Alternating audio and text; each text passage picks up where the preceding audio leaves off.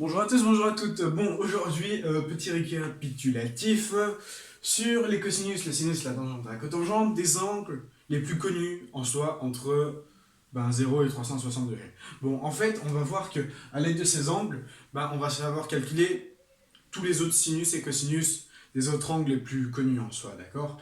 Bon, alors, j'ai déjà fait une vidéo là-dessus, d'accord? Il suffit d'aller voir, c'est dans la séquence trigonométrie, d'accord? Donc, pas dans le cercle, mais dans l'autre séquence.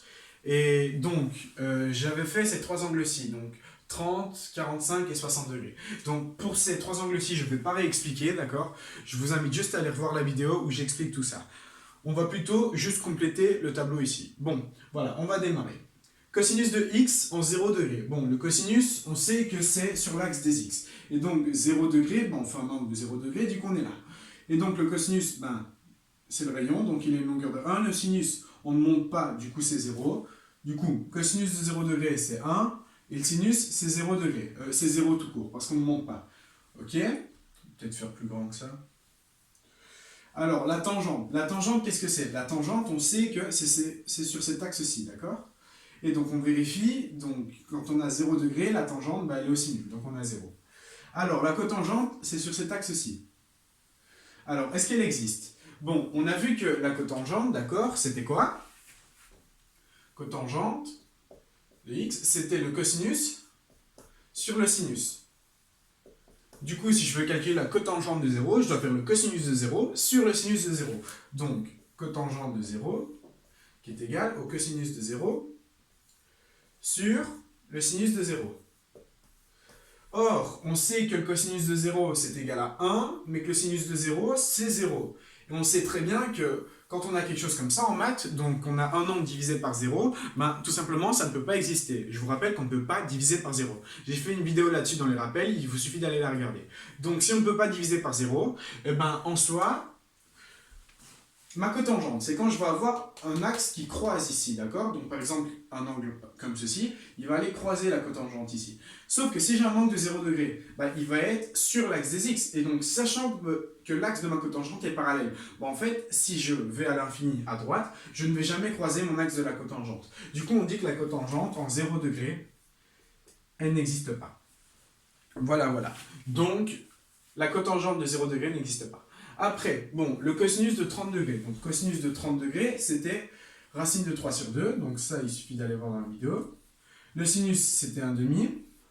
Et donc, la tangente, c'est sinus sur le cosinus. Donc, ça me fait 1 sur racine de 3. Donc, 3 sur racine de 3. Et donc, la cotangente, c'était la racine de 3. Donc, ça, il suffit d'aller revoir dans la petite séquence que j'avais fait. Donc, si je me souviens bien, donc, on avait 1,5, racine de 3. Ok, voilà, c'est bon. Ok. Et donc, pour 45 degrés, donc j'avais aussi fait une petite séquence là-dessus, on avait cosinus qui était égal à racine de 2 sur 2.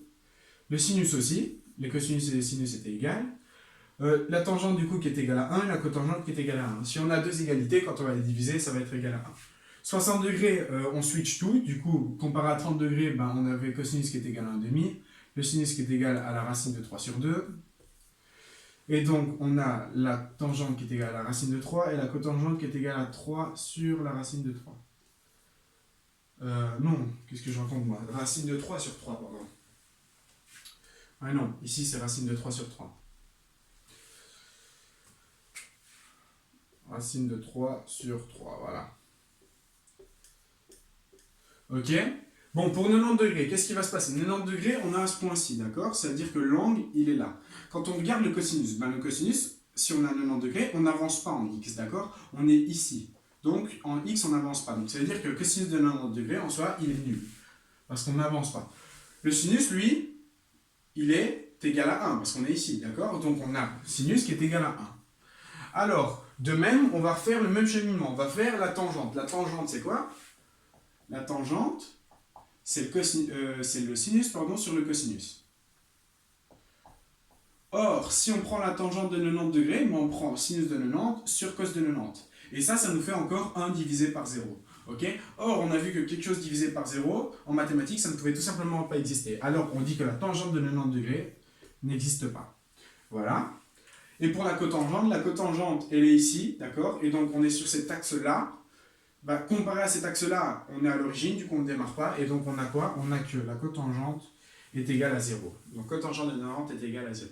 Voilà. Ensuite, 180 degrés, on est ici.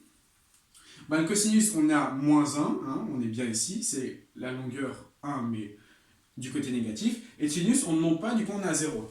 Donc on a le cosinus qui est égal à moins 1, et le sinus qui est égal à 0. Alors, qu'est-ce qui va se passer? Ben, on a vu que lorsqu'on avait sinus divisé, donc sinus qui est égal à 0, on n'avait pas de cotangente qui pouvait exister. Du coup, si on a encore le sinus qui est égal à 0, la cotangente ne peut pas exister. Voilà. Tandis que la tangente, elle, ben, on sait que c'est le sinus sur le cosinus, du coup on va avoir 0 divisé par quelque chose, ça va nous faire 0. Donc voilà, on arrive à la fin. 270 degrés. Ben, ici, c'est mon sinus qui est égal à moins 1, et mon cosinus, on n'avance pas en x, hein, sur cet axe-là, on est ici, d'accord? Et ben, du coup, on a un cosinus qui est égal à 0. Donc, 270 degrés, cosinus 0, sinus moins 1, et donc on a vu que quand cosinus est égal à 0, c'est la tangente qui n'existait pas, du coup, la tangente n'existe pas, et la cotangente est égale, alors 0 divisé par quelque chose, ça nous fait 0. Voilà, et notre tableau est fini. Donc ça, c'est vraiment un tableau qu'il faut connaître, je vais dire, hein, en trigonométrie, c'est la base, parce qu'avec tous ces angles-là, on va pouvoir faire des angles comme 135 degrés, et ainsi de suite. Regardez, si on prend 45 degrés, ben, si on a 45 degrés là, je peux faire le même angle de l'autre côté. Et donc si j'ai 45 degrés, ici en tout, je vais avoir 135. Et ben qu'est-ce qu'on remarque? On remarque qu'on a les mêmes sinus et que les cosinus sont... de signes opposés, d'accord? Et donc, en connaissance de ce tableau-ci, vous allez pouvoir déduire plein d'autres angles, d'accord? Bon, bah voilà, c'est déjà fini. Je vous remercie de votre attention et donc je vous dis à une prochaine pour une nouvelle vidéo.